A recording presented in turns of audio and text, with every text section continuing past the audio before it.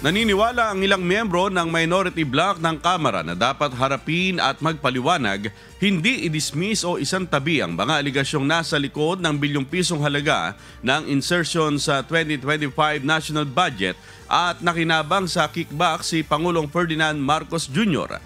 Kasunod ito ng mga aligasyon ng nagbitiw na Ako Bicol Party List Representative Zaldico, dating House Appropriations Panel Chairperson. Gayun din ng revelasyon ng dating Public Works and Highways Undersecretary Roberto Bernardo na ilang palace official sumano ang sangkot sa kickback scheme sa infrastructure projects ng gobyerno. Kung matindi umano ang kawalan ng tiwala ng publiko sa PBBM administration, posible itong magresulta sa impeachment case laban sa Pangulo. Kung broken na yung trust ng public kay President, ay maaari pa ring tumindig yung allegation na yon. Kaya actually, ang hamon talaga natin kay President Marcos Jr.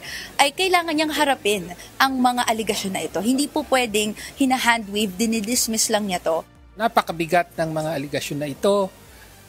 Dapat magpatuloy at magpalalim ang Blue Ribbon Committee, ang ICI at maging ang Kongreso sa